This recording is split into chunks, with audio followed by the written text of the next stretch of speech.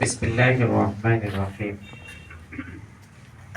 إذا جاء نصر الله والفتح ورأيت الناس يدخلون في دين الله أفواجا آمنت بالله বাংলাদেশ জামাত ইসলামী পীরগঞ্জ উপজেলা শাখা যুব বিভাগ কর্তৃক আয়োজিত প্রাক্তন ছাত্র শিবির এর দায়িত্বশীল বৃন্দ, কর্মীবৃন্দ এবং বর্তমান জামাত ইসলামীর সাথে সংশ্লিষ্ট যুব বিভাগের ভাইরা, আমি সকলকে হৃদয়ের গভীর কানন থেকে সশ্রদ্ধ সালাম এবং অভিনন্দন জ্ঞাপন করছি। আসসালামু আলাইকুম ওয়া রাহমাতুল্লাহ।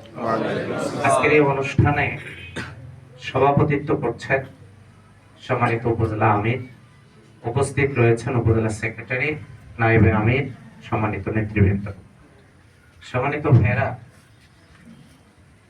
সুদীর্ঘ 15টি বছর এই ইতিহাস বর্ণনা করার আগে আমি আমার 38 বছরের রাজনৈতিক জীবনে আপনাদেরকে এতটুকুন বলতে চাই, সেটা হলো এই পীরগঞ্জের জমিন, এই জমিনটা অনেক সম্ভাবনাময়, কথা বলে ঠিক? সেই জমিনে আমরা বাকরুদ্ধ অবস্থায় ছিলাম। বলা যায় 38 বছরই আমাদেরকে কেউ এখানে সুযোগ করে দেয়নি। আজকের যে সুযোগটা, এই সুযোগটা কে করে দিয়েছে? আল্লাহ। এই জন্য আল্লাহর শুকরিয়া আদায় করি, আলহামদুলিল্লাহ। আরো একবার বলি আরো একবার বলি কেন? আমরা এই বিজয়, এই পরিবেশের জন্য আমরা ইতিহাসের মহানায়ক না।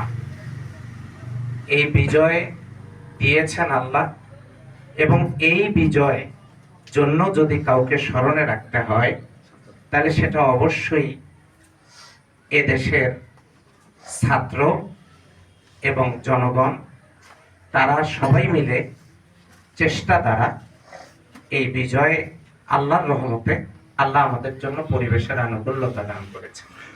এই জন্য আমরা আরেকবার শুকরিয়া আদায় করি আলহামদুলিল্লাহ। পীরগঞ্জের জমি এখন শুধু পীরগঞ্জের জমি না, এটা বিশ্বের দরবারে পরিচিত একটি গুরুত্বপূর্ণ স্পট। কারণ এই জমিনে যেমন নির্যাতিত নিপীড়িত আমাদের ভাইরা একামতে দিনের কাজ করে করে নির্যাতিত হয়ে দুনিয়া থেকে বিদায় নিয়েছেন, এখানেই পড়ে ঘুমিয়ে আছেন শহীদ আবু সাইদ। একটু আগে আমি একজনের বক্তব্য শুনতেছিলাম, কোন এক ভাই বক্তব্য দিচ্ছিলেন আমাদের জন্য কর্মসংস্থানেরও ব্যবস্থা করতে হবে, আমাদের জন্য অনেক কিছু করতে হবে। আবু সাইদের জন্য কি কর্মসংস্থান ছিল?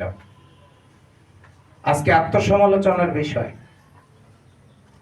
বিশ্বের ইতিহাসে দুহাত পেতে, দুহাত সামনে দিয়ে, ডানা কাটা পাখির মতো দুটো হাত দুপাশে দিয়ে, বুকের মধ্যে তিনটি গুলি যিনি ধারণ করে শাহাদাতের অমীয় পেয়ালা পান করলেন, তিনি কোন কলেজে, কোন মাদ্রাসায় চাকরি করতেন?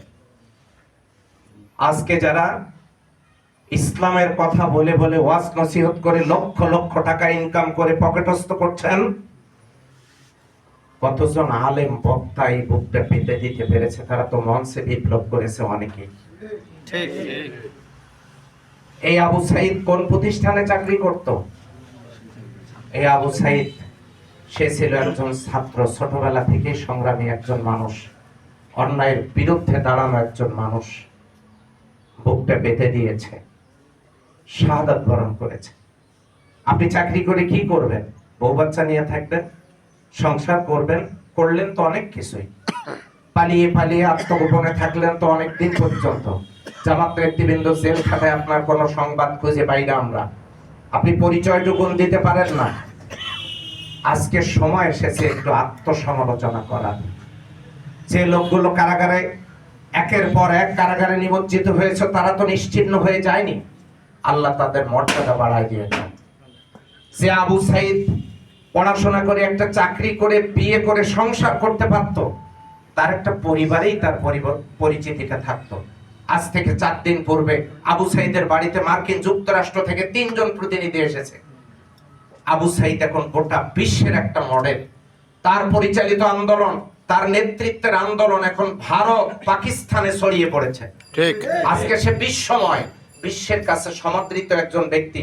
বিশ্বের কোটি কোটি মুসলিমদের কাছ থেকে সে দোয়া পাচ্ছে। আমরা নামাজ পড়ি, ইসলামী আন্দোলনের দাওয়াত কবুল করেছি।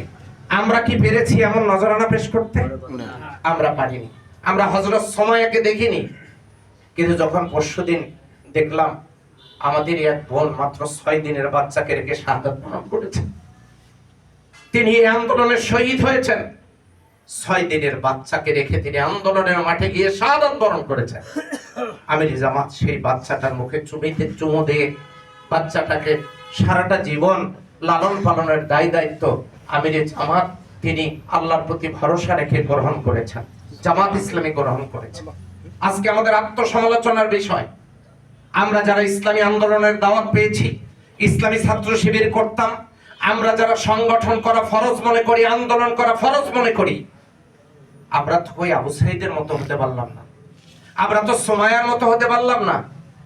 জাতিসংঘের রিপোর্ট অনুযায়ী 678 জন শহীদের ঘটনা তারা প্রকাশ করেছে, কিন্তু আজকের একটা রিপোর্টের শহীদের সংখ্যা 1000-এর উপরে। এতগুলো ছাত্র যুবক প্রাণ দিল যে জমিনে, সেই জমিনে আমাদেরকে বুক ফুলে গর্ব করার কিছু নেই। আমরা তো পারিনি নিজেদের ভিতরে এমন ইমানি কুওয়াত সৃষ্টি করতে।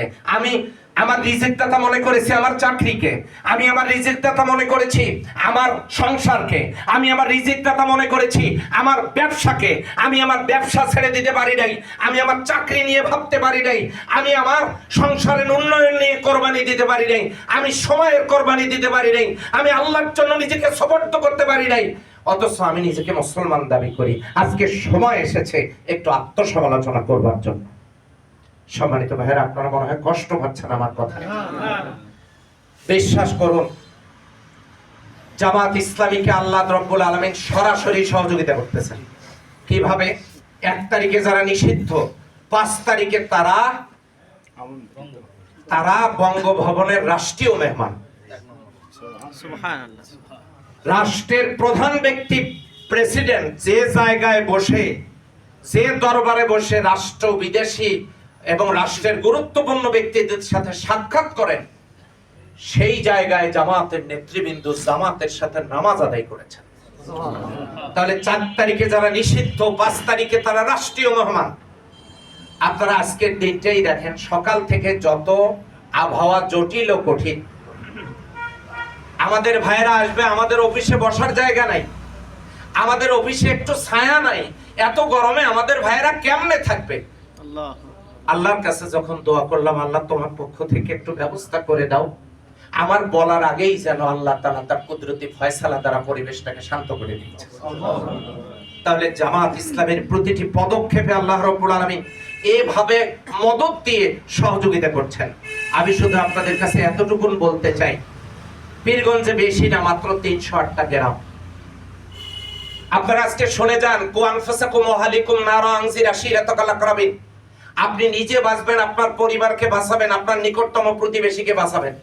আজকে সিদ্ধান্ত নেন, আপনি যে বাড়িতে বসবাস করেন, আপনার পাশের বাড়ির লোকগুলো কি আল্লাহর দ্বীন কায়েমের দাওয়াত পেয়েছে?